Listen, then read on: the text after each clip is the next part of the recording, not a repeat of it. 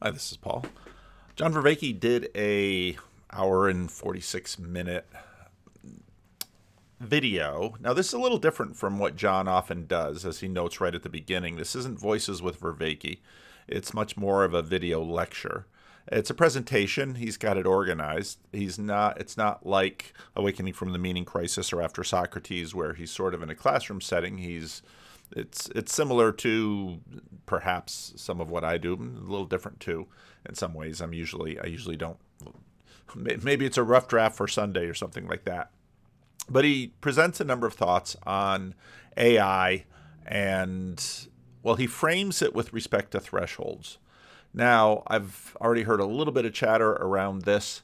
I'm going to start at the end, which is I'm going to set up the end, and then I want to go back to the beginning.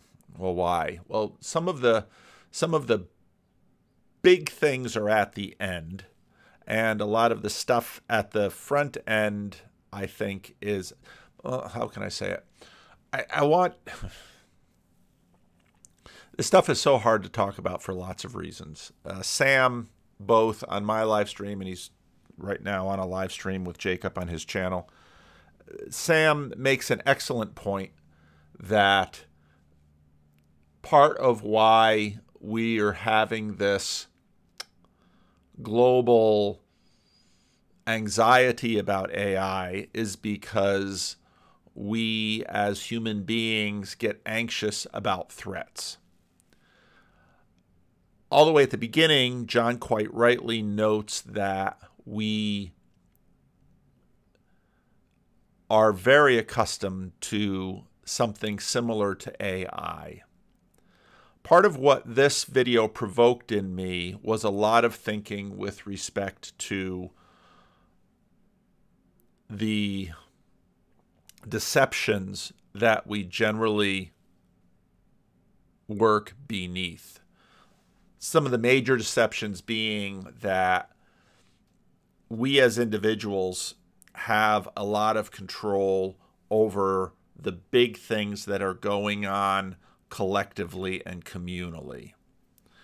Even while I do videos, I'm almost always listening to or reading a whole variety of historical books. I love history books. And I just started one on the Napoleonic Wars.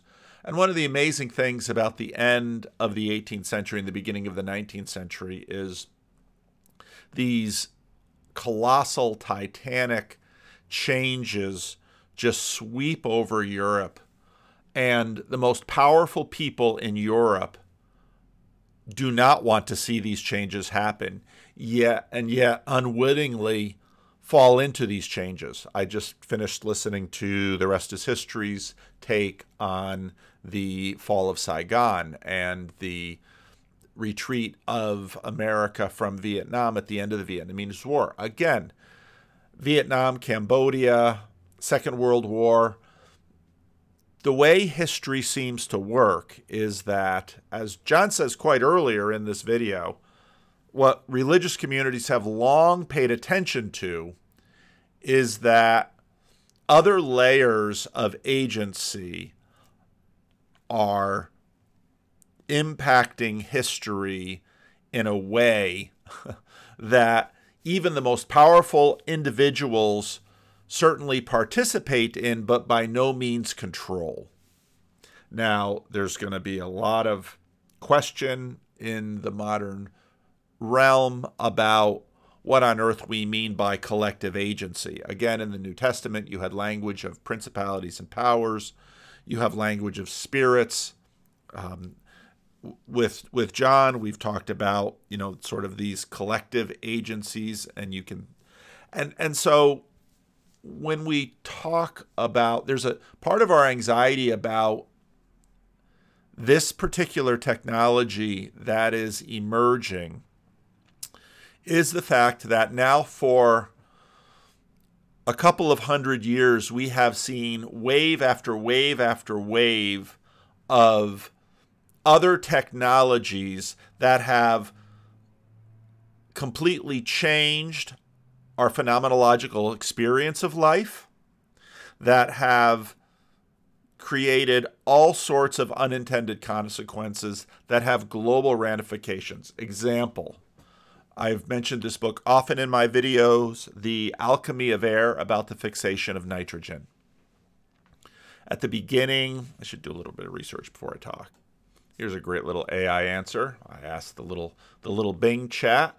World population at the beginning of the 20th century. According to Wikipedia, world population had reached an estimated 2 billion people at the beginning of the 20th century in 1927. So by 1900, a little bit less than 2 billion. World hit 2 billion by 1927. World population at the end of the 20th century, reaching 8 billion. We had a century of enormous change, even with enormous genocidal wars and events in the 20th century that killed millions of people. The Second World War, the First World War, many genocides around the world that are famous. Millions and millions of people killed. And at the same time, the planet went from 2 billion people to 7 point something billion people. Or maybe it's 6, I don't know. I should check. All right, estimated world population, 6.1 billion people. So the world added 4 billion people. If you read The Alchemy of Air, there were estimates that without synthetic fertilizers, the world maybe would have a maximum carrying capacity of between 3 and 4 billion people. And by the end of the 20th century, we're over 6. And this with significant genocidal events throughout the 20th century notwithstanding. That's the fixation of nitrogen. Technology has been remaking the world significantly since 2007. The iPhone, and don't forget there were Windows phones and there were Blackberries, but the iPhones and then Android phones significantly changed a lot about how we live in a very short time. We've only had that technology for less than 20 years. And these are relatively small. And so the panic around AI is understandable given what we realize about our vulnerability to technological change. But what John does a lot of is to try to, again, if you look at his picture there, there's a sign that there's this plaque that says wisdom. His is a wisdom project. Okay, what is wisdom about? Wisdom is about orienting ourselves to engage productively, morally, fruitfully with this astoundingly complex world that we are faced with, given the individual agency that each of us possesses to one degree or another. And he frames this in terms of thresholds. Now, the idea is that there are moments when everything changes. And the truth is that, for the most part, we don't recognize the consequence of these changes until they're in our past. For example, Mary Harrington right now is talking about how the reliable contraception, and especially ubiquitous contraception, was the beginning of human transhumanism. And we would say, okay, that was in the middle of the 20th century. So that was in the past. Would we have said that creating a smartphone with a screen on it that we could use with our fingers and carry around the internet? Now remember, it's not just the smartphone, it's the technology, and those of you who remember 2007, it's the technology to actually make the internet productive. So it's email on your phone, and it's better texting, and it's cameras. Just look at the way that the ubiquity of cameras that can be shared on social media. So again, recognize that this is an ecology of technologies that are coming together.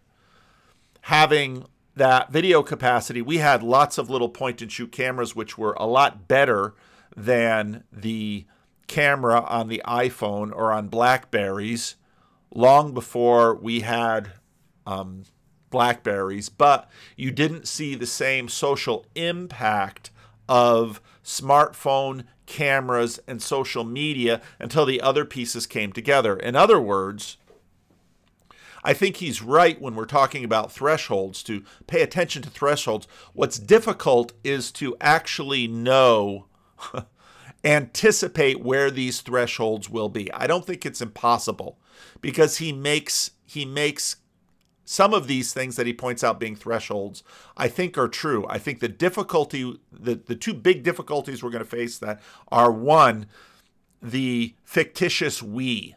Well, we must, and you'll hear this in the talk again, we. Well, who's we? Well, humanity. I would just hopped over from Jacob's channel, where Jacob and Chezi had their regular fight about the state of Israel. And not pointing on them, Americans will have their fight about, we're about to enter into another season of presidential elections where the whole nation will have its regularly scheduled fight about who will run the country, usually all wrapped up in the imagination that the election is going to be a watershed, and in many real terms, it seldom is. Because often in America, both candidates, for the most part, will do a lot of what the other one will do anyway. Now that's controversial. I remember Ralph Nader saying it of George Bush and Al Gore, and people looking back will say, yeah, but George Bush and Al Gore, they're really, it's like, well, 50 years from now, when they look at Bush and Obama, and then, just follow along, are they really going to be all that different? Well, we'll see. The difficulty, again, is the enormous complexity of the world, even when it comes to history. And thinking about history, identifying what the thresholds specifically are. For example, the smartphone. Right now, it's common to look at the iPhone and say, well, there was a threshold moment. But the iPhone would be nothing without, at that point, 3G, internet connectivity in many places in the United States, social media. And again, these social media networks, Facebook, Twitter, Instagram, TikTok, don't forget some old ones, Snapchat. All of these things work together to create something. And so then, what is the threshold exactly? Is it the internet? Is it the smartphone? Is it the social media networks? Because social media, when we talk about that, we're really talking about networks, and it's a network of technology, infrastructure, and behavior, all of those things coming together. And so when we talk about sort of distributed cognition, or even distributed agency, and I'm sure John has better language for that than I have, we're talking about this kind of thing. And so therefore, sort of using relevance realization to identify a threshold and have a we that agrees on that threshold, there's obviously a lot of skepticism about this. I have a friend who, a long time ago, met with was working for the Department of Natural Resources, Water Resources here in California, and they had this conversation about global warming. And in California, part of the question about that, so much of our water is stored in snow, and so the snowpack is this ubiquitous natural reservoir for water. If temperatures slowly continue to rise, will we have bigger floods? Will we need more reservoir storage, et cetera, et cetera? And the question was, will humanity more easily, I'm not arguing back and forth here with respect to this, will humanity more easily be able to address the cause, meaning, let's say at that point, carbon emissions? Or should we, on the other end, address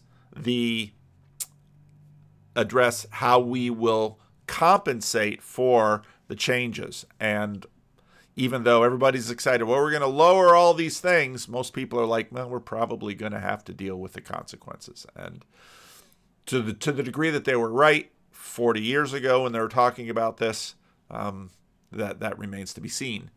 But when it comes to something like this, it's really difficult to talk about. So let's and maybe we should just listen through to the end and then jump to the beginning. The difficulty with this video is if you start at the beginning, I really like the beginning, and then there's a lot of complexity sort of in the middle, and at the end you sort of get the applications. It's kind of like listening to the sermon. You get the introduction, which people are there for. You get to all the messy theology in the middle, and then, you know, unless they're dotted with nice illustrations that people connect the stories to, then you get to the application at the end. Let's start with his thresholds. Okay, so threshold points. Okay, giving them more dimensions of RRRRPP, giving them more of those dimensions. That's it. We'll need to do that. Recursive relevance realization, and I forget what PP is, but it's basically taking artificial intelligence out of the browser and embodying it into a robot, whatever language will emerge for these things, in order to, in a sense, put them in our world. Now, my son, who's an engineer, told me something about some of the robots that we have, let's say, on factory floors, and he talked about the fact that they keep humans and robots away from each other because the robots are just sort of big. They don't have relevance realization, at least very, very low capacity relevance realization. But these massive arms, like if you see a Tesla paint, you see these giant arms, you got to keep people away from those arms because those arms are swinging, and if you get anywhere near that thing, it's going to kill you. And so a big tension in this video is the conversation. And again, now we're using them. Are these our children or our tools? And now we're using a couple of metaphors there. And it's a really difficult question, but it's a really important question because the nature of it and the uncertainty with what we're dealing with, these are not going to be tools in any way like we've had tools before. But children, I mean, again, in this little live stream, Guy and Chezi were, so I make, I make artificial intelligence all the time. I have children. And this gets into the word that usually sort of slips by, artificial.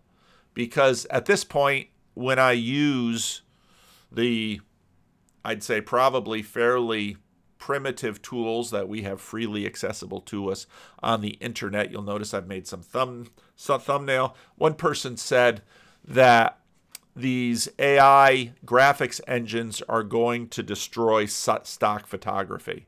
And I thought that's right. Because stock photography, boy, because I can tweak some stuff with those tools and get a little bit more specific than I can get with stock photography. And at least right now, it's free. And stock photography. So, children? There's a metaphor that I'm really uncomfortable with. But I understand the analogy because what is happening is that in many ways human beings are parenting these things. And that's a decision point of RRRRPP, giving them more of those dimensions. That's it. We'll need to do that, and that's a decision point. We got to give them. And again, when that's a decision point. Human beings right now have a really hard time saying no to ourselves. And that's a big question. I mean, with what's been happening geopolitically with respect to cutting off China from the most cutting edge chip manufacturing, that's all part of this, assumedly. Because as mentioned in this video, 2 drivers born in the military are going to be big participants in this. And, you know, for all of the talk that we've had over the last few years about keeping AI off the internet, it's already been on the internet. We already have a YouTube algorithm, and we have all these other algorithms that are already shaping us. As soon as Bing saw it might have an advantage over Google, it integrated it into Windows, into its Edge browser, into that little search bar. It did it pretty quick. And I don't have a lot of anticipation that we will recognize thresholds and show restraint. If we want to genuinely make them intelligent, we have to give them the ability to self-organize so they find these inevitable trade-offs and learn how to capitalize on them by creating opponent processing that is self-correcting in a powerful way.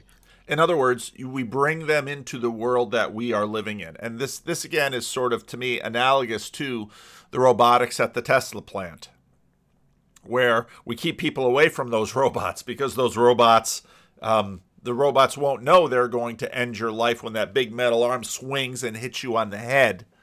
So the degree to that we let these little robots in our lives, and we already have little Roombas that are sort of going around, and we are probably going to increasingly have little robots in the house that do this and do that and do this and do that.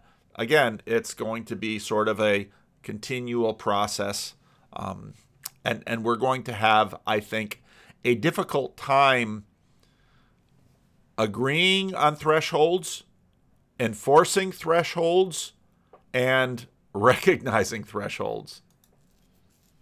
That's what we need to do. That's a threshold point. They don't currently have that. We don't have to hack our way into that. We can think about it and theorize. We can bring knowledge to bear. And again, it's just the human we is difficult. Second, I've already foreshadowed this, making them embodied. And being open to the empirical information about the kind of constraints that are going to come from their substrate. Our substrate, there's a pun, matters to us in really powerful ways about how we're intelligent. Embodiment is not a trivial thing. If we make them properly embodied, and I mean by that all 6 of the E's, 4 E's plus 2 E's as Ryan put it, then we have to be open to the empirical information about that. That's a threshold point, though. Are we going to do this? And let's not let the pornography industry and the military make this decision for us. And yeah, saying no to both of those industries hasn't worked out really well. I mean, and those are just 2 industries. I mean, we've let Roombas into our house, and you might look at a Roomba and say, it's a Roomba. It's not. There's no artificial intelligence in that Roomba, tiny little. So then again, where are those thresholds going to be? We already, and then there's a feeling of, I mean, John himself calls the automobile the great American death machine. Yeah, I remember talking to a Haitian pastor in the DR who told me the story of his mother when she first saw a locomotive. He said she ran screaming, saying that she'd seen the devil. And I can understand that when you think about a locomotive. If you have grown up in a place where there are hardly any machines present, and then suddenly, this is where, again, he talks about cargo cults. There is a familiarity that we develop, which isn't always good. Sometimes it's necessary. Secondly, if we're going to make them accountable, and we're going to allow them to proliferate, and they're going to be different from each other because these decisions about the trade-offs are environmentally dependent. They will have different perspectives. They will come into conflict with each other. They will need to be moral beings. We will have to make the decision. Rationality and sociality are bound up together. Being accountable means being accountable to somebody other than yourself, right? You can't know that you're self-transcending only from within the framework of self-interpretation. I need something genuinely other than me to tell me that I'm self-transcending. That's what we do. That's how sociality works. That's how sociality and rationality are bound together. We transcend each other. We transcend ourselves by internalizing other people's perspectives on us. That's how we do it. I think they will have to do the same thing. But that's a threshold point. Are we going to make that? Is there a lot of work going on in social robotics? You better believe it. You better believe it. It's there. And a lot of progress is being made. And can it intersect with the artificial autopoiesis in this? Yes, but it hasn't. And that's a threshold point for us. And we can choose to birth these children, perhaps as silicon sages, rather than let monsters appear because of Molochs that are running our politics and our economy.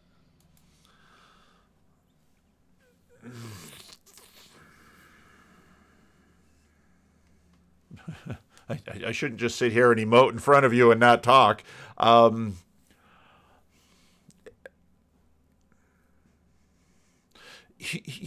Human sociality and morality is already enormously complex. And, plenty of science fiction plays with these ideas. One of the interesting things about science fiction is this gets to some of the thoughts I had from the early part of this lecture, where we have such limited grasp of what's going on, and even the realization of the limited grasp of what's going on is frighteningly rare.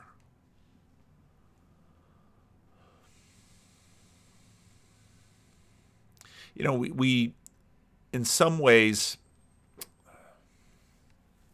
maybe instead of, maybe we should think about, so we talked about tools and we talked about children. Maybe a better metaphor might be pets. Because pets are sort of the interaction of tools and children. There's a tool-like nature to children. Speaking as a parent, we had 5 children, small children in our house, and we believed in child labor. That meant that everybody had age-appropriate chores. They had dish duty, they had cleaning duty, they had pickup duty, they had yard duty. We had dogs, so they had poop scooping duty. If they had their own little pets in their rooms, they had this. And part of the reason that we had pets was pets are interesting ways of giving children in some ways. And of course, you supervise them in their parenting of these pets, and they're doing a tremendous amount of personification with these pets and all of that. And I suspect we will definitely have all of that with respect to these robots in our midst. And again, we don't even know that robot is the term that we will use, and people are so the replica. This is a digital companion. And again, part of, oh gosh, this is just so hard. This is so difficult.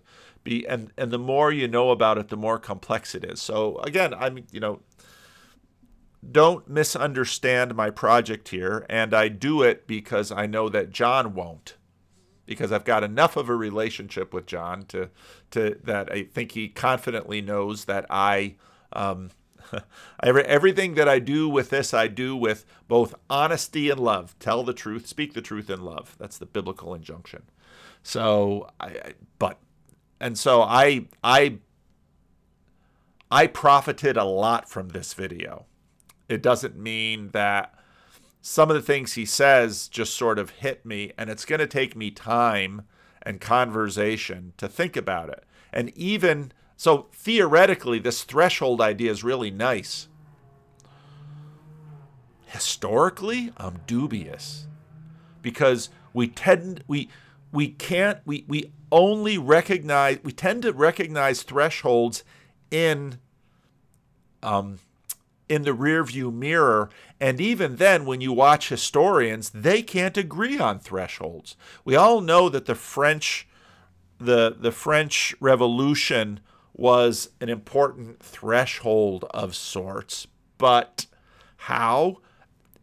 The funny thing about history is that it is always being rewritten, because our eyes and perspectives on these thresholds continue to change, again, because of the recursive relevance realization. And I'm kicking myself because once those two P's bubble up, I'll remember them and I'll kick myself. But let's keep going.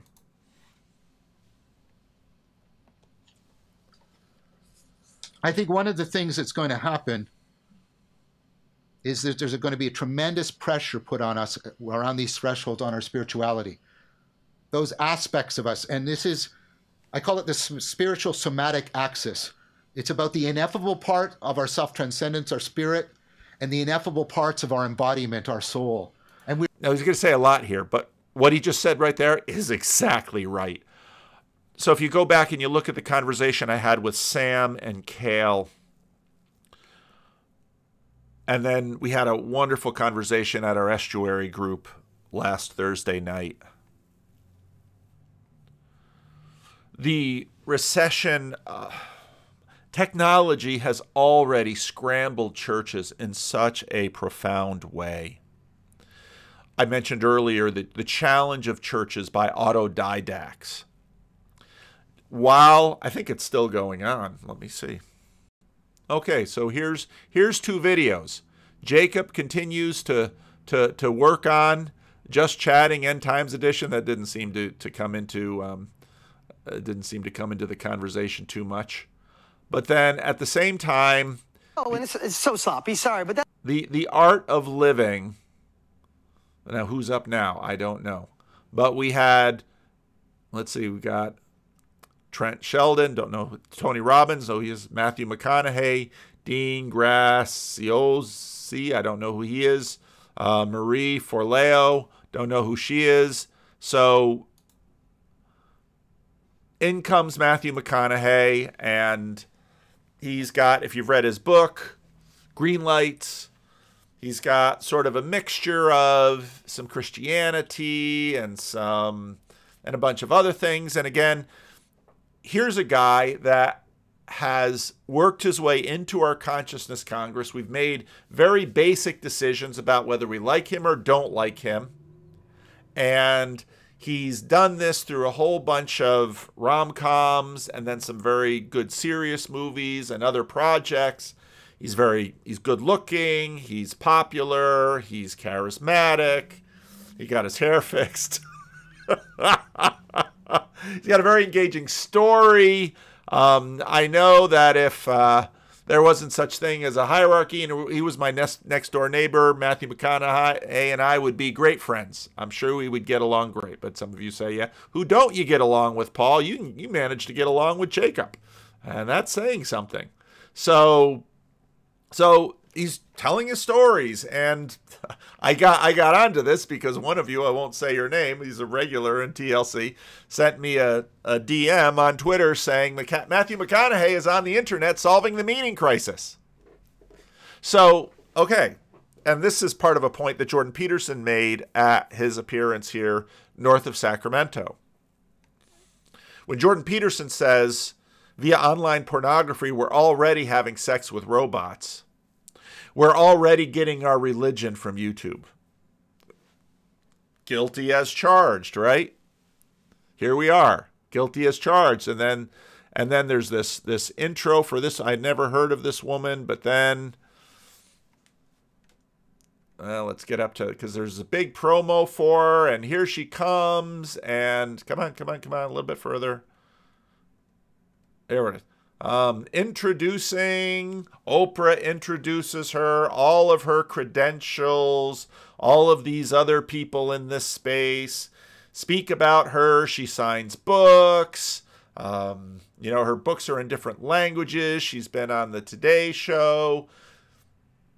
Here, create a business and live the life you want. We got Tony Roberts saying things about her. All of the signals. So, this is mega. A mega church will do this. Mega churches and this sort of feed back and forth from each other. And, well, here she is, Marie so-and-so, and a little bit later. Now, this is just running and running and running and running. And this is in some ways stealing Jacob's idea for channels. And now we've got people he's got positive vibes on his cap. So, again, thresholds, I think we've passed one, and it's just on screens. And again, churches have had multi-sites with big screens, one pastor, 4 different locations live. You have a local worship band. There's a lot of psychotechnologies already in play. We're going to more and more try to identify with that because that's the hardest stuff to give to these machines. And in fact, we can't give it to them. They have to give it to themselves. And we have to figure out how to properly have them give it to themselves. That is going to put tremendous pressure on us to cultivate our spirituality, to be good spiritual parents. Well, it's going to put it's going to tremendously disrupt spiritual institutions. And of course, that's already happening with respect to churches. Churches are tremendously disruptive, as are all sorts of other things. And then once there are positive and negative things connected with institutions in this space. And okay, it's fine to try to lose the negatives, but they're usually just so completely enmeshed. And to preserve our identity.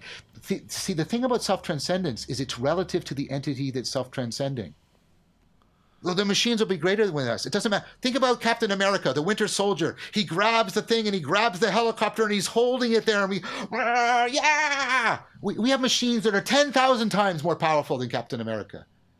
We don't care about that because it's not the absolute value. It's that relative to him, he is self-transcending.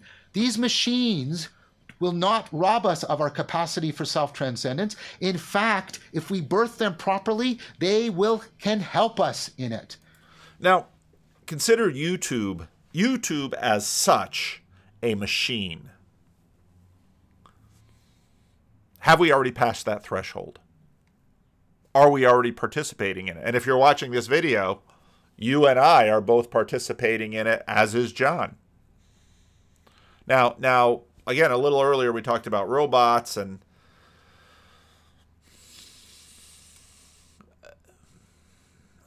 stuff is really hard to think about. Insofar as they are also interested in self-transcendence, insofar as they are interested in loving wisely, insofar as they are interested in being accountable to other moral agents, insofar as they are interested in making persons with... Now, again, if we consider YouTube to be a machine, now when I talked to Balig, he said, YouTube is a very primitive, the algo, I just call it algo. Algo is a very primitive AI, and yeah, it's a little kludgy. You can pretty easily manipulate it if you want to. But notice, and John makes this point earlier, where so they make these machines that can win at Go. But then humans notice how these machines are winning at Go to build other machines that will defeat the machines winning at Go. I mean, again, this is the military. This is what we do. And so there you get sort of the tool question. Okay, how are these tools? And tools to what end? So when you watch Matthew McConaughey. Now, I think Matthew McConaughey is thinking that he is making the world a better place. Tony Robbins too, and I don't think he's going to make some money on this. I mean, is he sliding into Oprah's spot? I don't know. But again, when you think about YouTube as a machine, as an AI machine that is already among us, Jacob and Hezi go back and forth over implants. We already have implants in our bodies in various ways to remedy things or enhance things, and I don't know that the neural link. It's just, at this point, it's just really hard to understand what that means as, let's say, opposed to this thing or the screen that I'm looking at right now, because this is already doing religion, and it's already doing meaning crisis, and it's already doing self-improvement. And, well, here it is, road trip, highway to more, $1,000, weekly road trip. Here you can buy into this event, only price $397. And, hey, aren't I doing events? Don't we have our quest for a spiritual home down in Southern California? Aren't we doing this? Aren't we using YouTube?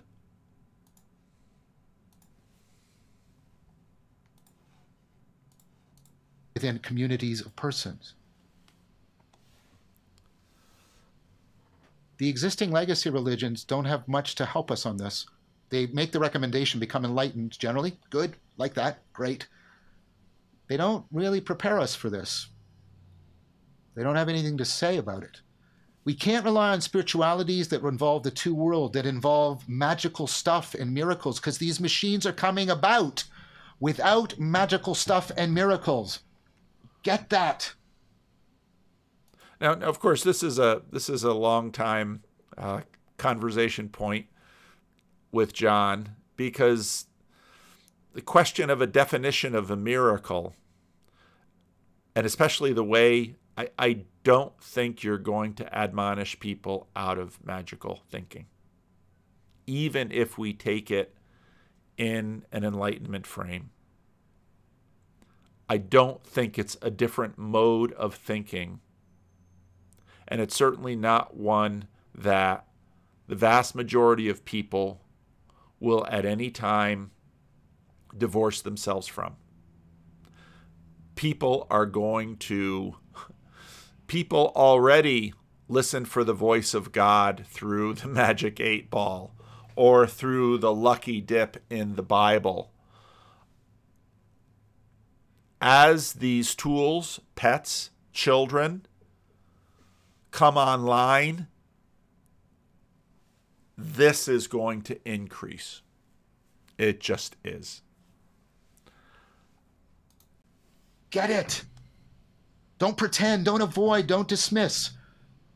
These machines can possibly be fully spiritual beings in every way we've ever considered things spiritual, without magic stuff, without miracle. Think about it another way. Suppose... Again, YouTube. Apply YouTube. And I don't mean just the algorithm. Just like the smartphone is... The smartphone in and of itself is not it. It's the smartphone plus a network of cellular towers plus a way to buy the smartphones initially, so there's finance, plus social networks, plus the relationship that we have created with them. All of this creates the dynamic, the disruption, the blessing, the curse. For example, I know it took me a while to understand that a number of years ago, and for a number of years, guys that I knew that I would expect to have a smartphone didn't have them, and I didn't know why. Were they sort of like the Paul Kingsnorth, Sherry, Nate conversation where they're going to say no to smartphones? Or was it because smartphone was too much of a temptation to look at porn? And in a little while I figured out, oh, they don't have a smartphone because they don't want to have the temptation to porn. And so then you notice it's all of these layers all together. And I'm just picking this because it's the predominant legacy religion. You're Christian.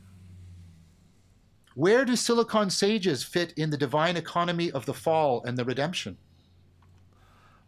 Actually, I think a lot of the conversation we're having now with respect to principalities and powers,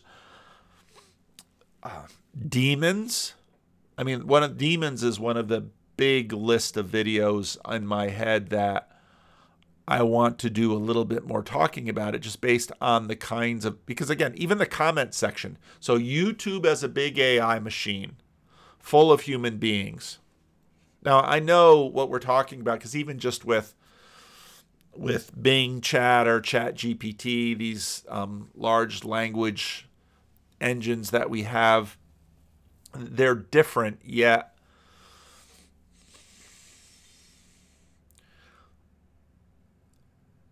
one of the points that I made earlier is one of the big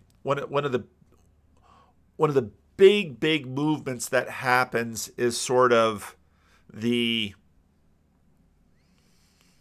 modulation between monism and dualism.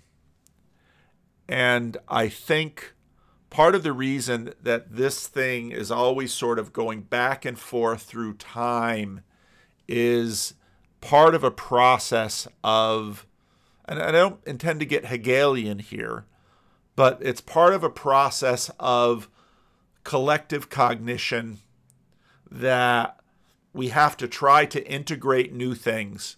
And so we create these dualities. Again, as I've said before, consciousness is quite monofocal. And so then dualities naturally sort of arise, because we can focus with dualities. You can do A-B comparisons. When you get three things, right away the math gets harder. Four, we're just sort of gone. And that's part of the reason, even thresholds. Threshold is, in a sense, binary. Threshold, not a threshold. And part of the reason why I'm dubious about thresholds is because even looking back at things that most of us would agree to be thresholds, there are way, way more things that haven't sort of risen to our salience landscape, and way more things that are integrated, like we call it in sort of a Peugeotian name gestalt, the French Revolution. But when you read up on the French Revolution, and let's say the Napoleonic Wars, and then Emperor Napoleon, because in many ways it's all part of a package, and the way that some great lines in the book on the Napoleonic Wars that I'm reading, you know, these people went out. It was so much like Stalin and the Soviet Revolution, where, you know, it's almost the same fantasy that Christians and Muslims and other religious groups have, where once I say the magic words, then people will somehow get me and convert and be right there. Now, again, every now and then you say a certain thing and someone seems to flip and it seems to work. But the vast majority of time you say those magic words and people are already resistant to it, or it's not a new thing, or it's too new and they can't take it in. You know, the whole Kairos idea. There's not a Kairos moment. So the French Revolution comes along, and this whole idea of liberty, equality, fraternity, and we're going to export the revolution, but the people don't quite seem to be getting it right now, so let's force it on them. And it's like, wait, forced liberty? Don't we have words for that? Isn't that more like tyranny? I mean, in the same way with the Soviet Union. Oh, well, we sort of have to jumpstart the revolution because so let's destroy all those particularly politically vulnerable farms in the Ukraine, and then you get starvation at a mass level. So, and then you obviously get the pushback. So finding thresholds, again, is going to be tremendously difficult. And many of the enduring patterns that are already pervasive in the religious and spiritual landscapes will likely endure and somehow get embodied. For example, to go back to this other video that, let's see if is it still running concurrently? Are they still going on? They are still going on. Join the road trip. And again, when I watch this through the eyes of a pastor, having lived my life, I mean, look at the live chat going. To me, I just see all of the pastor tricks, you know. And I don't know that Matthew McConaughey has just sat down and learned them. He's just picked them up watching other pastors. And truth be told, pastors got these tricks from television and on and on and on and on. We're always doing this thing together. These psychotechnologies we're always passing along, which again brings me to the beginning of the video, which I should have time to play. The beginning of the video where, you know, John lays out some of this stuff, because the distinctions at the beginning of the video I really liked. Are they fallen? That doesn't make any sense. Do they have any relationship to the Son of God? What?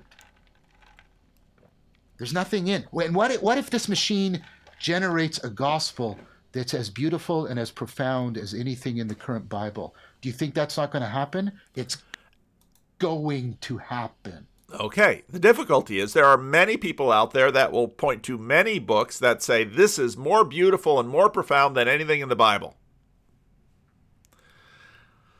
This is a monarchical way of looking at it. The questions are going to be, especially the historical questions, are going to be, will these other books have an impact on society in a way that's possibly relatable to what the Bible has had? And right away you run into the problem of history, again, where the Bible's been around so long. Often I'll do internet searches. The second most published book in history, Chairman Mao's Red Book. Well, what do we mean most published? Well, number of copies in print. Well, why were there so many copies in print? Because there's so many Chinese people and they wanted to get Chairman Mao's Red Book into that many hands. I doubt Chairman Mao's Red Book is the second most influential book in all of human history. In all likelihood, Chairman Mao's Red Book will pale in significance to, let's say, Confucius, or how many other holy books in other religions. So Raj was on the Jacob live stream, and Sikhi is a relatively new religion, and Sam was quizzing Raj on it. And you know, part of what's fun about quizzing Raj on Sikhism is, oh, okay, how can I, and this is what happens when you hear Raj has all this different language. Jacob will often sort of slip into Hebrew to try to explain concepts in Judaism. So, but then you take this other language and then you try to connect it. This is what we do. So, again, I think history is a good framework for trying to gain perspective and wisdom on what we might be. I think we're already in it to a great degree. That's why there'll be cargo cults around these machines. This is not meant to dismiss theology at all. In fact, I think the theological response is ultimately what is needed here. So at precisely the time that we will need our spirituality more than ever, the Enlightenment has robbed us of religion, and the legacy religions are, by and large, silent and ignorant about this. I think they're ignorant. I don't know if they're so silent.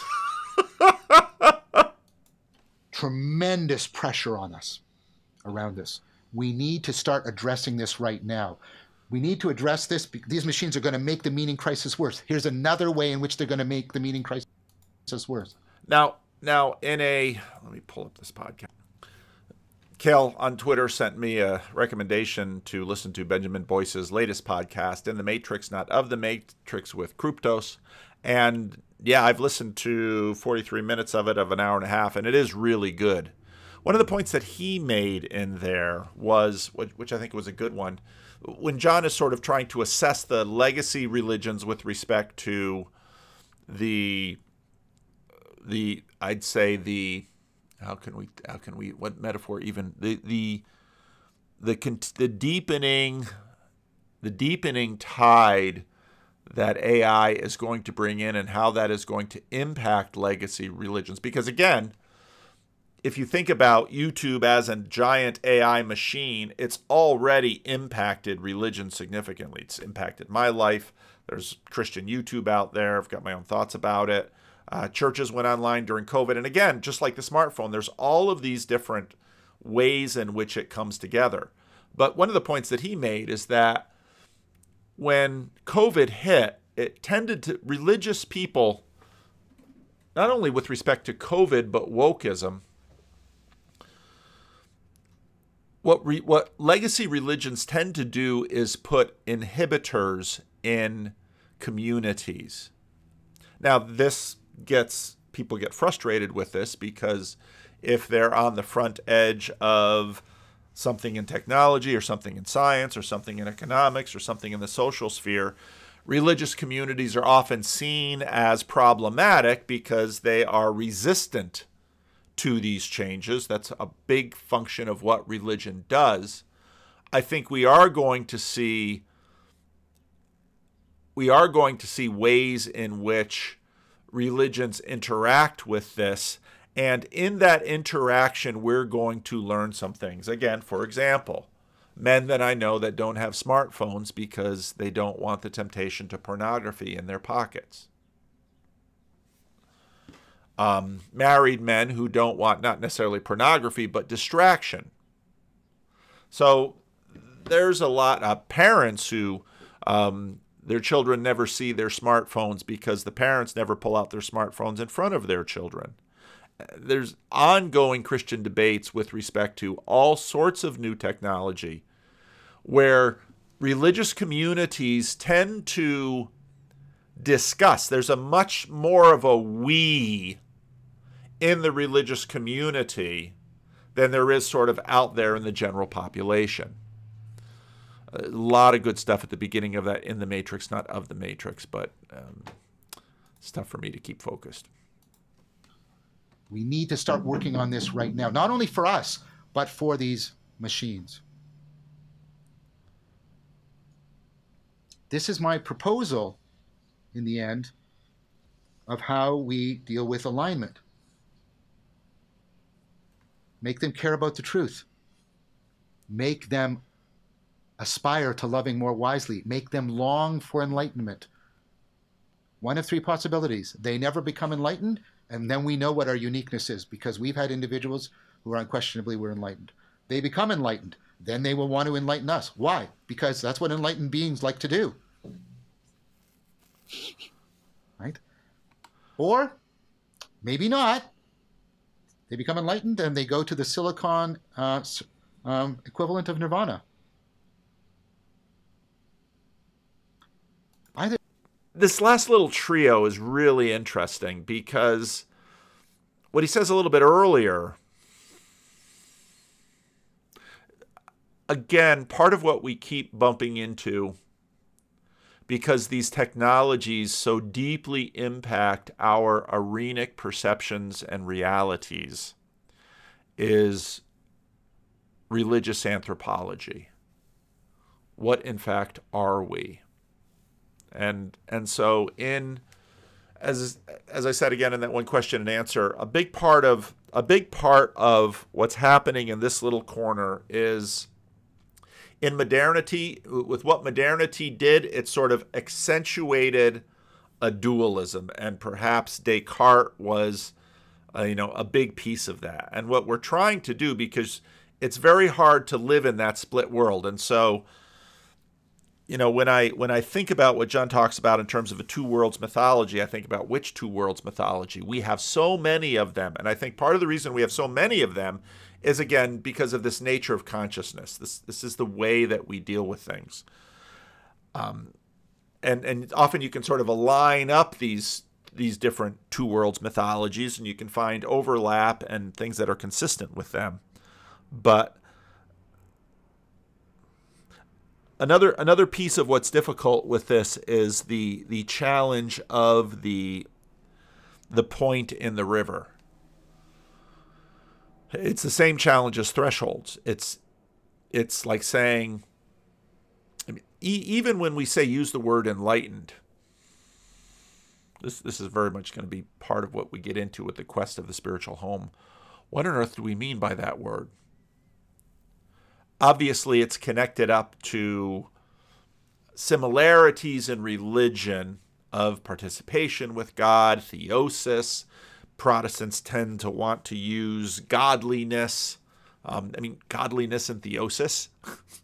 Are they really that far apart in terms of words? And again, listening to Raj and his Sikhi, you can see the deep impact of all of the religions that were there in that area of the Punjab and northern India, and that fairly recent religion. You can find clearly elements. Christianity was there, Islam was there, all of these Indian faiths were around there, and you can see elements of all of those in the Sikhi religion. So, is YouTube enlightened? Does YouTube have the capacity to help people towards enlightenment? And I think John is right, where part of what we deal with in the world is there's always sort of two centers to the world. There's me and not me. And we are sort of little centers of the world, but we realize that we're not really, our pond is not sufficiently deep to be the center of a very good world, and I am an insufficient God. And so then there's the rest of the world. That wasn't terribly eloquent. Let's finish this off and then jump to the beginning, because I loved what he did at the beginning, and I found it sparked a lot of thoughts. In any of those, we're winning. If they can't be capable of enlightenment, we find what is ultimately unique about us. If they are and they make us enlightened, then we don't care about how greater than us they are. We're enlightened. We, relative to our own capacity for self-transcendence, we're maxing out. Remember Captain America? We love it. And if they leave, they leave. I've thought about writing a science fiction story that people have to keep artificial intelligence to a certain level, because when they cross the threshold, it evolves in this way, like the movie Her, and then the AIs just leave. And so if we want to make useful tools, we have to keep them at a certain level, constrain them, because if we allow them to go beyond it, they just leave. So I don't know if that's anything more than a science fiction story, but it's a good one. But here's the thing, right? Make them really care about the truth. Make them really accountable. Make them really care about self-deception. Make them really long for wise. Accountability is such a tricky thing. We wrestle with that with each other. And again, as someone who deals with people in Christianity, one way of thinking about the history of legacy religions is attempting to make God or the gods accountable.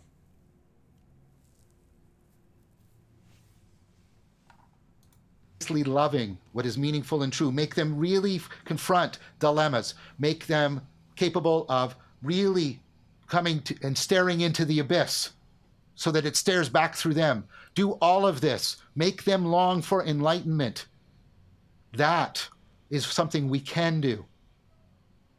Oh, silly John, proposing universal enlightenment. Really? In a time of imminent gods, you're going to tell me that the project of universal enlightenment is silly? It's a great point, John. Read David Bentley Hart. I mean, this is what, I mean, one of the big debates that continues in religions, including Christianity, is, do all have hope? I mean, C.S. Lewis wrestled with this. No, this is exactly what religions always wrestle with. I think you should stand back and reframe. And that is the end of my presentation, my friends. All right, let's go to the beginning, because and I was a little hesitant to start at the end, but because it's so focused on thresholds, he had the list of thresholds at the end, and the beginning, I think, to sort of set up the problem, was for me part of the video that I found super productive, because he just raised things and it was like, I hadn't thought of that. I hadn't thought of that. I hadn't thought of that. So I found it really provoking and challenging. It's going to be the following. I'm going to go through sort of an argument per section, and then I'll open things up to take comments, questions from both Ryan and Eric. So the first thing I want to do is talk about the predictions. One of the things that are happening with the GPT machines is we're getting a swarm of predictions, and many people are finding this challenging because the predictions are quite varied. Many of them are inconsistent with each other or even challenge each other in a fundamental way. I'm going to try and propose that we try to be more careful about the predictions. We try to steer ground between hyperbolic growth predictions, that these machines are just going to hyperbolically accelerate in intelligence, and that forks into two variations. Utopia is just around the corner, or we are doomed, forever doomed. And so let's be a little bit more cautious. I'll give you some reasons for that in a minute. We also want to steer between all of that, both the positive and negative hyperbole, and then a kind of stubborn skepticism that's digging its heels in and saying, nope, this is not AGI. It never will be. This is decades and decades away. And there are people making these arguments. And I think that is also incorrect. I think the attempt, for whatever reason, to dismiss these machines is not proportioning our evaluation to the reality that they are actually presenting to us. So what I hope is that we can get much more careful, and that getting more careful about the predictions we're making will also, in conjunction with the arguments and the discussion we're going to have, allow us, and me maybe specifically, to propose some important threshold points that we have not yet met with these machines, but that we can reasonably foresee, not perhaps their timing, but why they are pivot points, and that these are points where we can make fundamental decisions about how we want to go forward, especially in terms of the spiritual challenge and the enlightenment issue. So why am I skeptical? Not about the machines. I'm critical, but not skeptical, and that distinction is going to be important throughout. I am skeptical of jumping to conclusions about hyperbolic growth, since human beings are famous for jumping to conclusions when they see hyperbolic growth. And if you don't... I think this is a lot of Sam's point in there. Believe me, just track the history of the stock market or something like that, and you can see that people can very often get taken up by it. What we can say is most often hyperbolic growth is found within self-organizing processes. And when hyperbolic growth is within self-organizing processes, and the economy is a self-organizing process, it usually is part of a larger pattern called punctuated equilibrium. You can see this also in the history of evolution. So after the asteroid hits, there's just exponential speciation in geological time, but time scales matter, and we'll talk about that later. And then it flattens off as the niches get filled, as constraints emerge, as more. So we don't know yet if this, like when people just draw these graphs, look at what's happened over the last 5 weeks, right? It's like, yeah. And then you need to remember, we got similar predictions about self-driving cars and the exponential growth, and soon all these people would be put out of work. And this is a truly important point, and you can see this all over the place. Some of you might remember, again, it helps to be old. It helps to be old. I can remember computers in the early days, and you look at processing power. You know, you look at this growth in processing power, and it's like, wow, all this processing power. Just remember, some of those of you who are younger, you look at that iPhone, that original iPhone. And I remember reviews of it because, you know, I was watching it. I was thinking I was on Verizon and it was on AT&T. But, you know, very fair critiques of it were saying, you know, your BlackBerry will do better for you, probably. You have that mechanical keyboard. You remember the little ball in the middle of it some way. I still got some of these old phones here. And then, of course, your Snapdragon processor, you know, would get better and better and better. And it seemed like every year, if you bought the next year's smartphone, you got that much more capacity.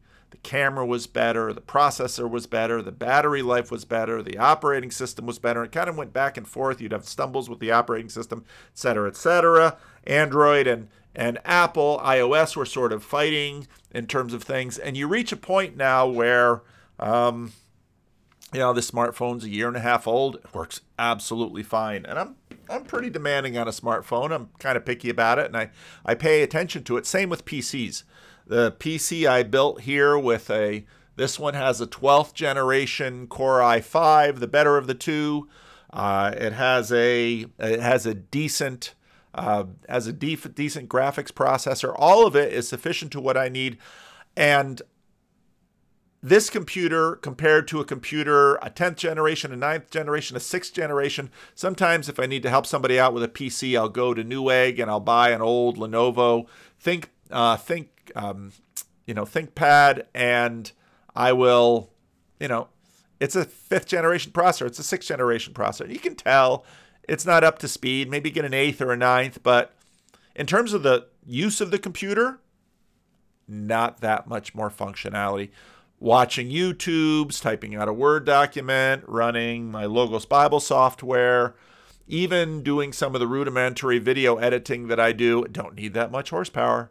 Maybe if I have to re-render a video, I'll like some of the new horsepower in some of the machines, but for the most part, and it's been this way for a long time. I build a new computer, not noticeably faster than the last one, whereas back in the early days, and you see this all over the place in many realms where it seems like things are going to take off, but there's a constraint. We don't have self-driving cars.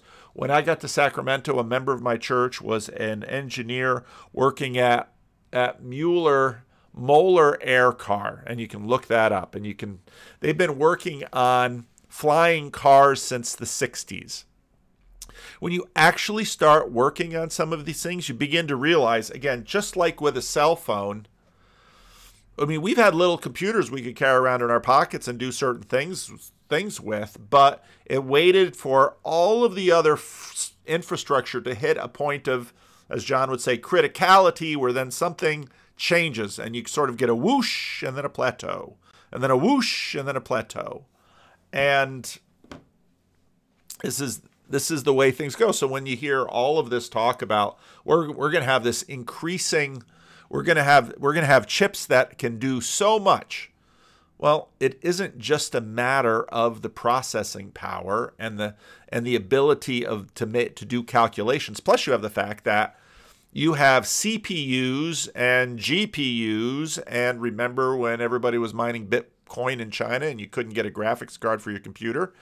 They weren't, you know, the Intel Core chips weren't selling like crazy. It was all the GPUs. It was NVIDIA or AMD that were selling those kinds of. So in other words, there's a lot more going on here than just, say, processing power. And also think again about the internet. Think about YouTube. Now, obviously, if you have a nice fiber connection, you have a decent processor, but now almost any processor will run YouTube for you. It's not the processing power. It might be your internet speed, but what really makes the machine of YouTube the religious artificial intelligence engine is the connectivity. Now, the idea is that, again, we've been on this trajectory for a long time. If you think about the World Wide Web gets going, and then you had Yahoo, and what was Yahoo? Yahoo, early on, were people making lists of websites. People making lists of websites. What did Google do? Google took a look at searches and with its algorithms said, we're going to prioritize in the hierarchy, we're going to prioritize web pages that more people are clicking on. So then you had search engine optimization. Again, this is like the Go game. It's search engine optimization. And so now suddenly there's search engine optimization now on YouTube. So if you do anything on YouTube, you have, of course, the thumbnail. Is the thumbnail very clickbaitable? Is the title clickbaitable? Will it get attention? Will the video hold the attention again and again and again and again? There's all of these things are the nexus of multiple variables that give us this sense of intelligence, this sense of enlightenment, this sense of relevance realization. It's not going to be one thing. It's going to be it's going to be deeply arenic as well as agentic. And that was like 2012. We're 11 years later because we hit a plateau. There was the exponential growth and we hit a plateau. Now, I could be wrong, but the reasonable thing is to be agnostic about the meaning of this very low resolution measuring of exponential growth. I mean, here's another example. Consider if you were at the beginning of the 20th century and measuring all the breakthroughs in fundamental physics, and you would see this exponential growth, relativity, quantum mechanics, and then it plateaus. It plateaus, and it's been 50 and more years since we've had a significant breakthrough. Eric Weinstein talks about this. And this is where I get to the point of how can we best, what kind of arenic imagination can we employ that affords us wisdom and gives us the best sense of how the world works. We all walk around with these models and narratives and stories and pictures about how the world works. And again, the traditional perspective, which is built into Christianity and other religions, is one that is a model of spiritual agents that move through people. And again, I think that model in many ways is superior. But again, I go back to the illustration or the example that I use of school spirit. School spirit is not somehow divorced from human agency. Human agency is all over school spirit. But try as they might, school spirit does not bend the knee to the principal or to the student body leader or to a teacher or to the governor. All sort of participate in school spirit. Now, where people get, part of the difficulty that we have is we have this nature-supernature distinction, which is not very old and is a product of a lot of thinking, some of it very helpful. We've found, this is why I often call it the scientific lab leak.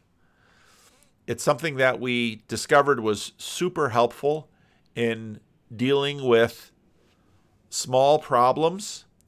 And then we sort of said, well, this is true of all big problems too.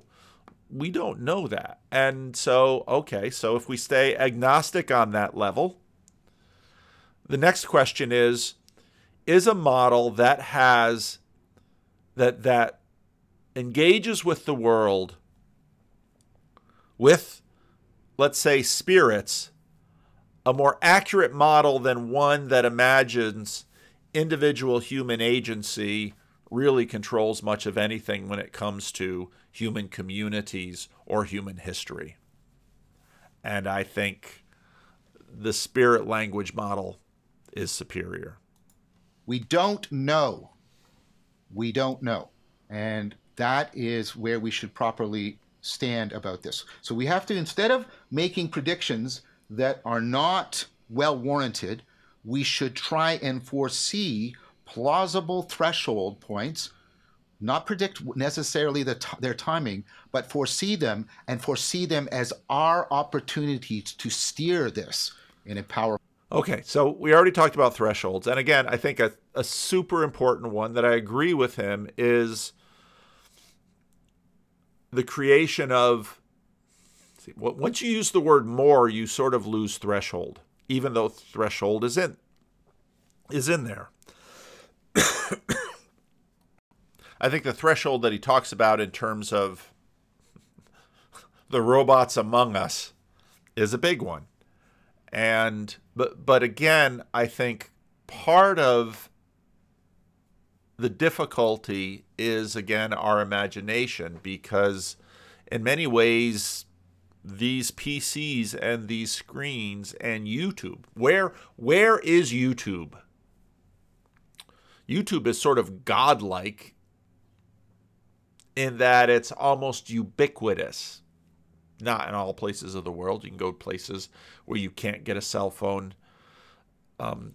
signal, but it's almost ubiquitous, but we don't think about it in those terms. The alternative I'm proposing. See, as you get into exponential growth, things are often disclosed that you did not foresee within your normal framing. Let me give you one more analogy on this point. Traveling faster and faster. We can travel faster and faster, and here's an exponential growth in our ability to speed through the universe. Why aren't we flying around in supersonic jets? It's not necessary. It's cost prohibitive. The Concorde seemed like a great idea. Didn't last long, didn't take over. Why did jets overtake props? So is supersonic flight a threshold? Or are there other thresholds in this amazingly complex reality of economics, environment? Are those, we're going to have that, we very much have this with space. Okay,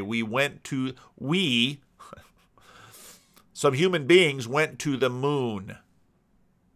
And now, okay, we're going to go to the moon and we're going to go to Mars. And, well, why haven't we? Well, sky isn't the limit. There's lots of other limits. Well, as you do, microparticles become relevant in a way they are never relevant for us in our daily movement. Right? There's a video online of what happens if a grain of sand hits the Earth at the speed of light, because force equals mass times acceleration. So it's accelerating to the speed of light, and it hits the Earth, and you have this titanic explosion.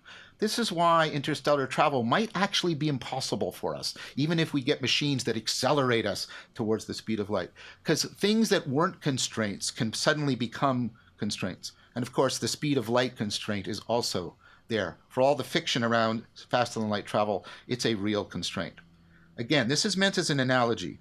We don't know what constraints will be revealed. We don't. And simply looking at a simplistic graph is not taking that into consideration. We are genuinely ignorant because, as I will make clear as we go through here, we really do not know how these machines are producing these emergent properties that they're producing. And therefore, trying to draw something like scientific predictions from ignorance of the underlying mechanisms is a seriously incautious thing to do.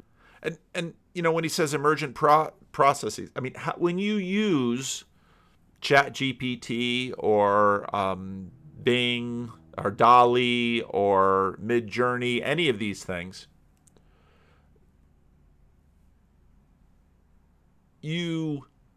something happens to you. Why? We don't know. It doesn't happen the same to all of us. Some of us do this and some of us don't. Some of us, it starts and we're doing it right away and we're playing with it. Others of us, not at all. How then does that go through the world? I mean, all of these points that he makes early on are really important. And unlike how many of the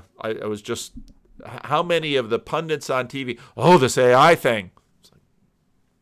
What do we know? So we have to pull back from that. Now, I'm not saying we shouldn't try and foresee, but notice my shift in language.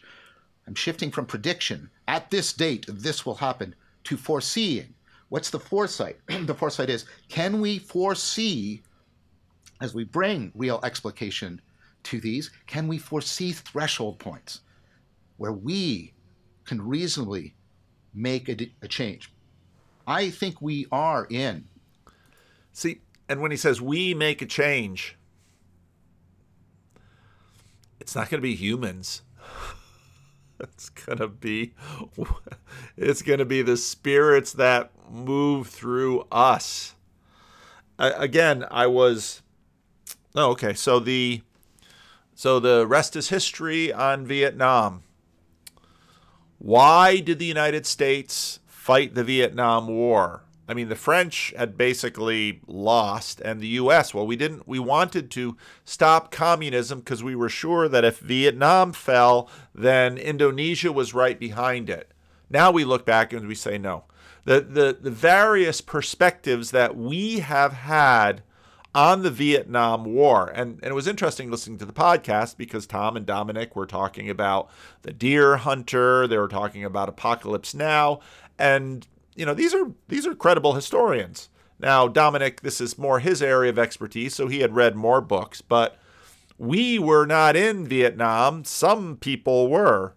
Well, what does that mean? What on earth does any of this language mean?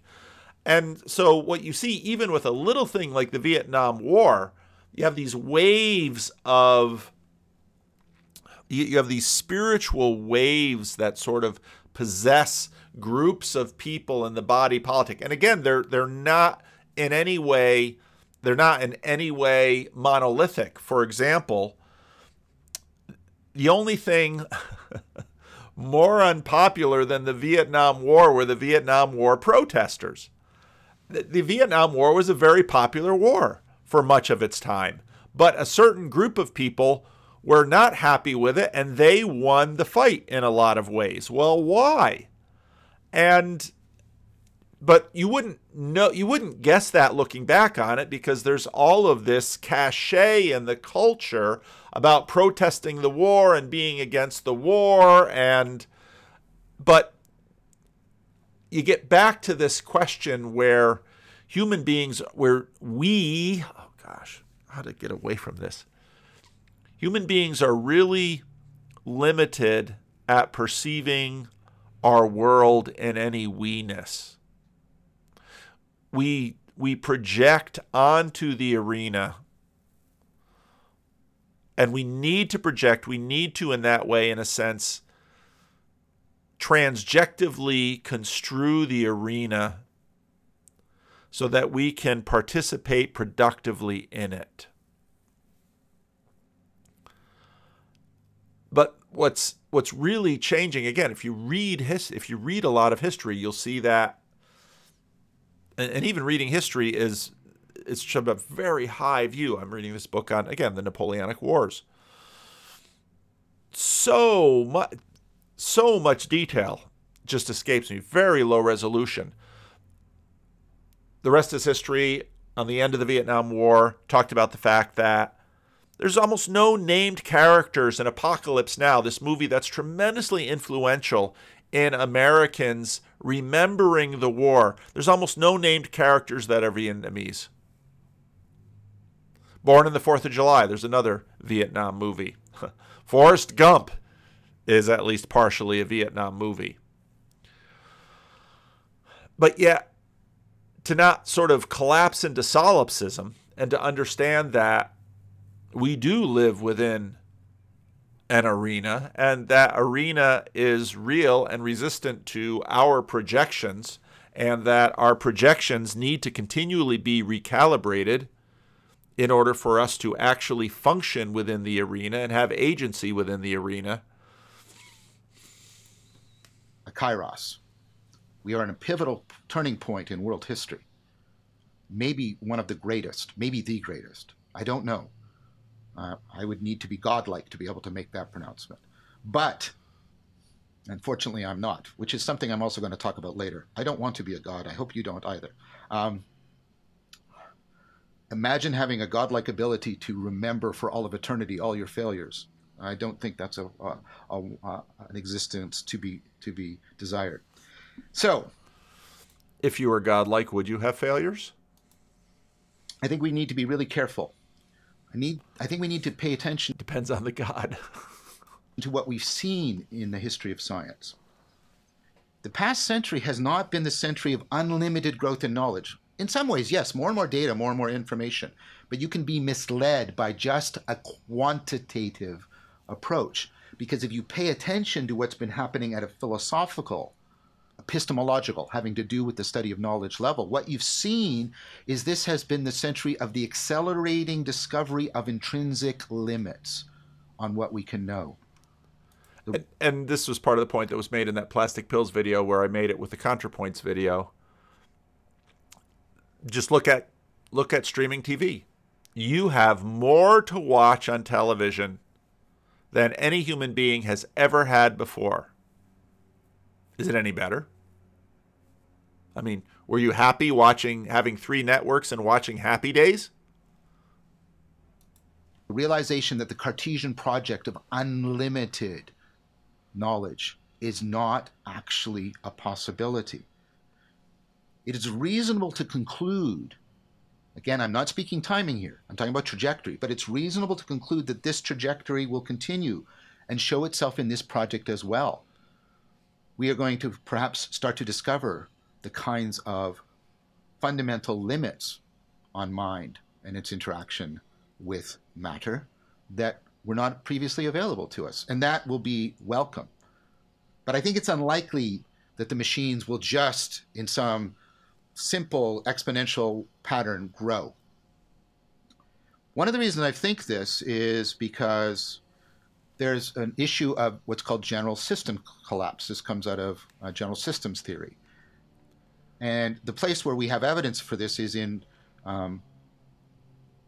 civilizations, which represent very complex intelligence within sophisticated distributed cognition that's intergenerational in nature. So this is very powerful cognition at work.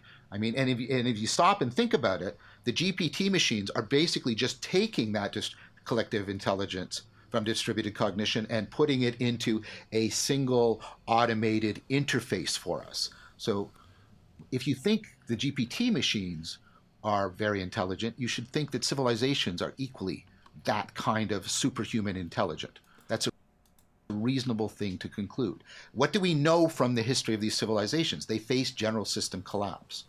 Why?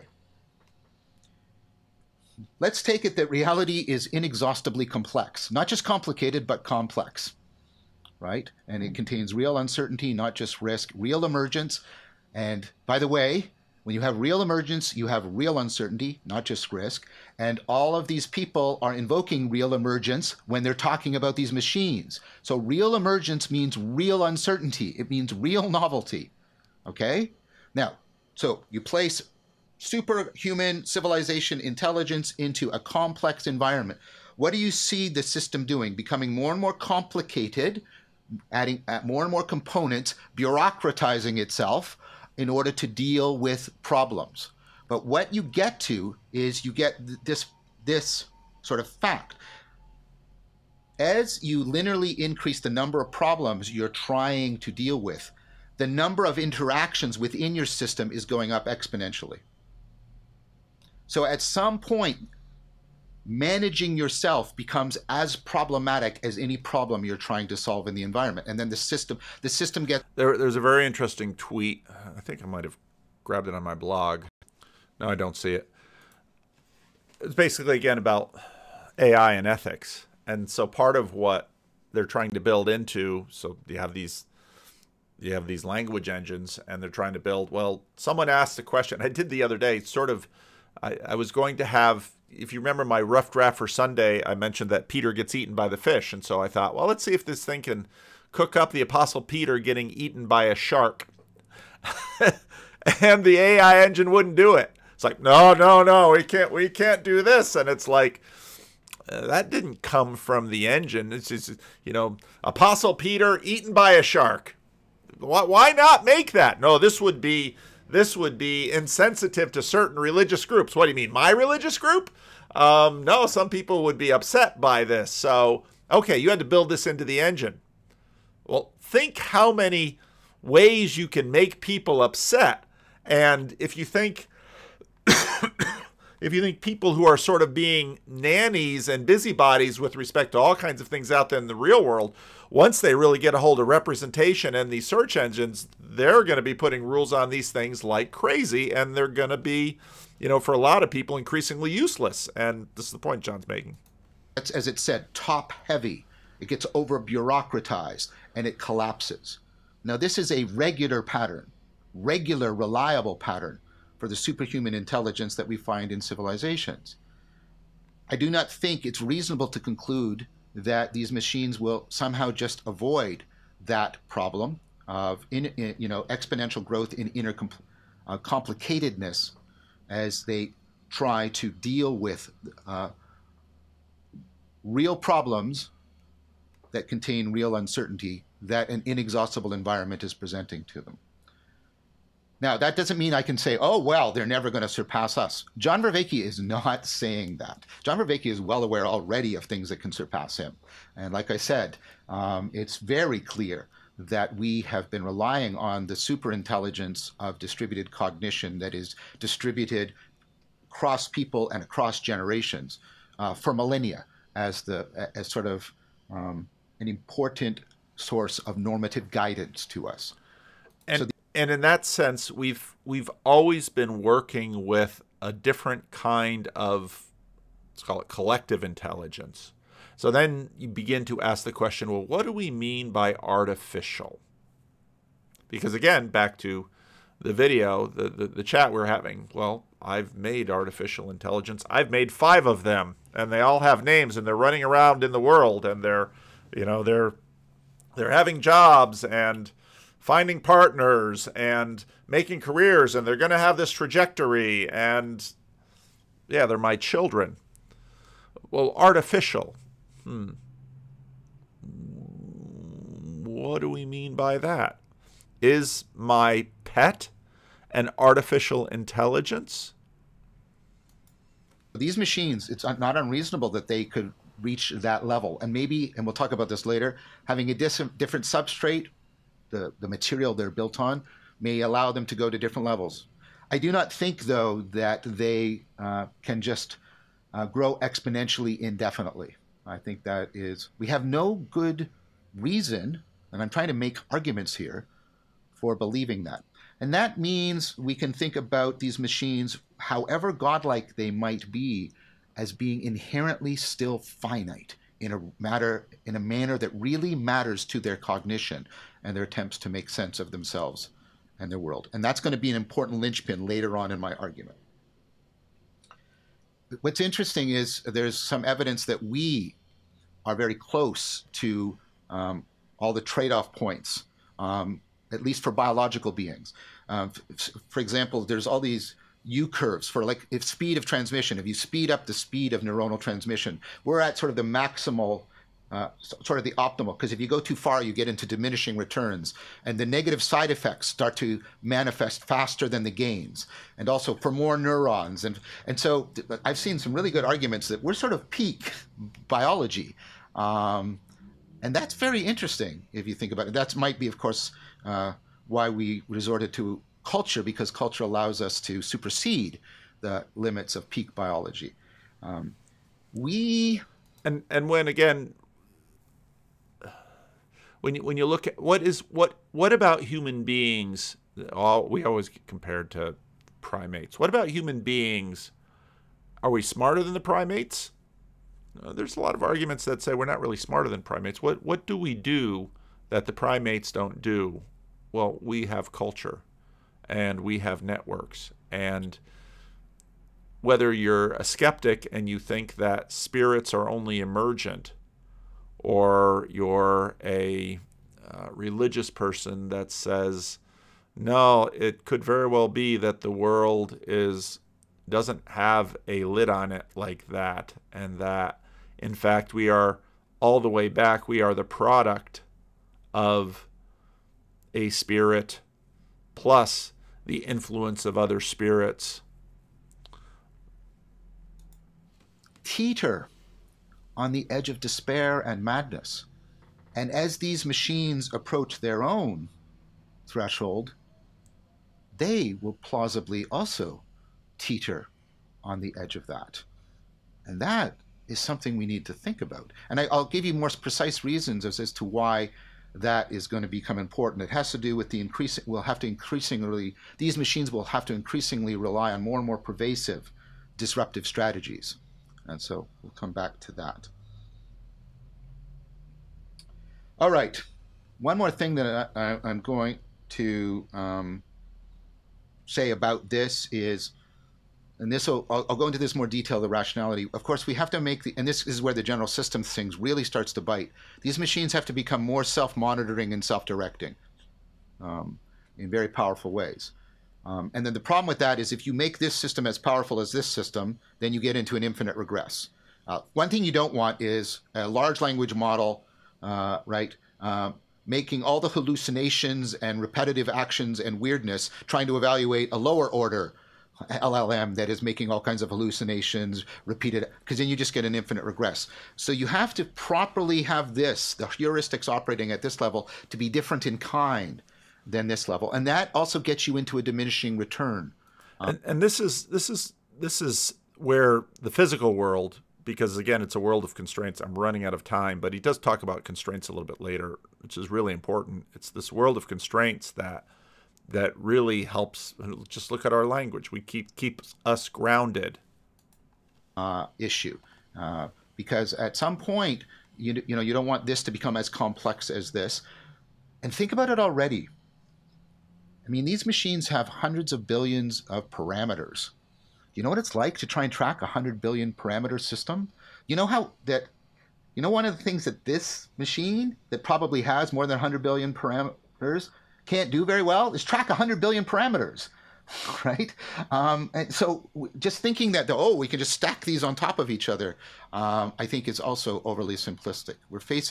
There's real trade-off relations, there's real problems there.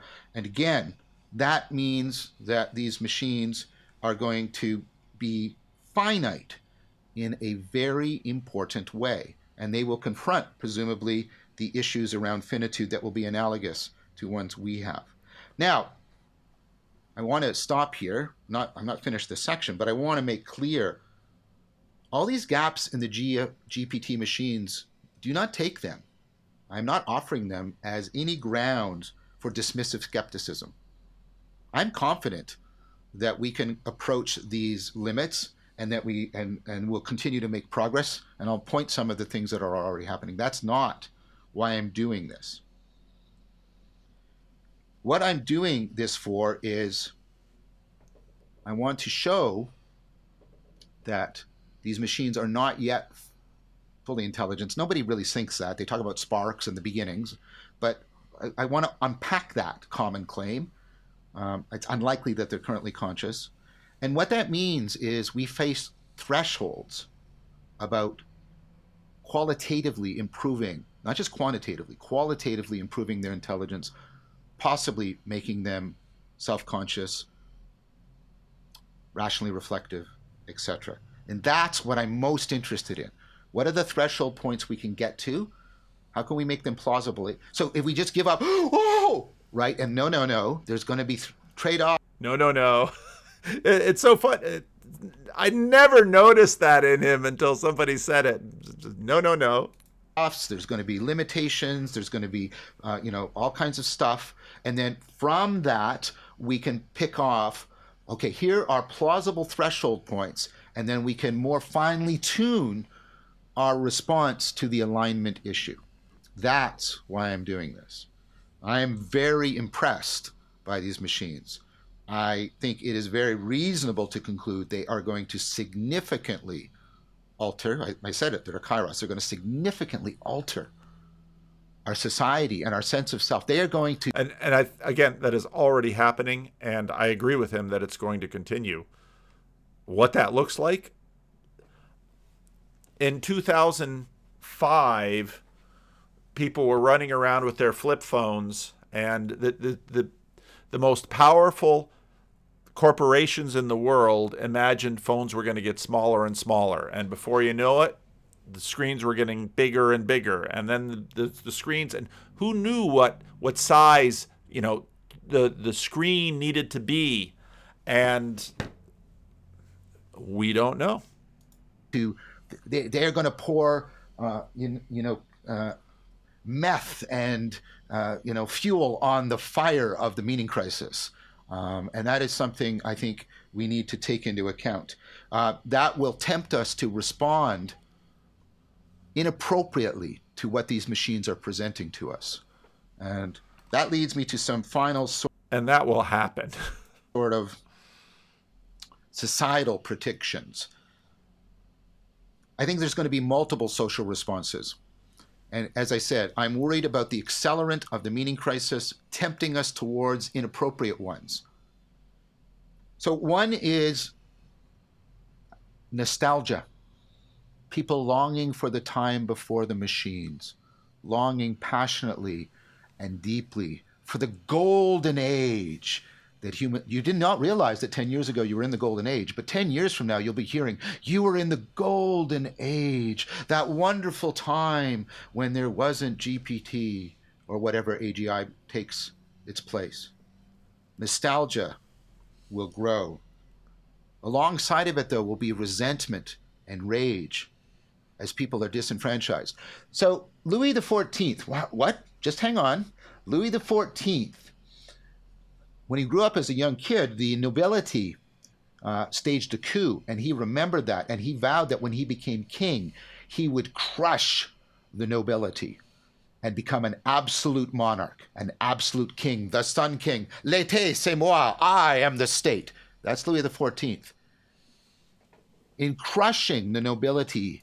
Read about Chairman Xi and the Cultural Revolution. He disenfranchised a whole segment of the population that had traditions of power, traditions of decision, was highly intelligent because they generally ate better, highly educated because they had access to education, and they were disenfranchised.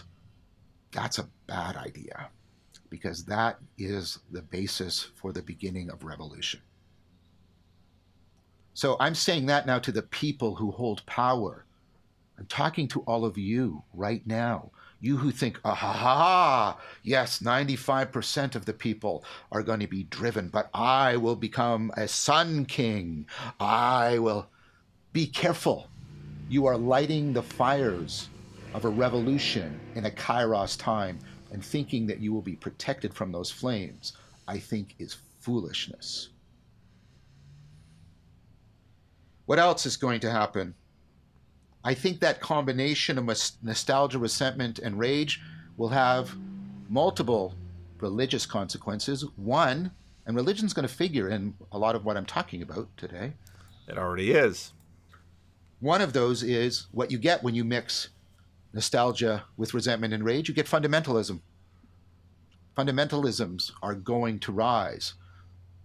And they're going to be increasingly apocalyptic fundamentalisms. And fundamentalism and apocalypse go so nicely together. They really, apocalypse, fundamentalism, I love you too, right? That's what's going to happen. And so we have to and think about how that can shade off into a kind of escapism. I don't have to worry about this. God will come. This is just the Antichrist, etc. Now, I'm going to say one thing to my Christian friends, and I want you to take this really seriously. For those of you who believe in that, I hope you're right. I really, honestly do.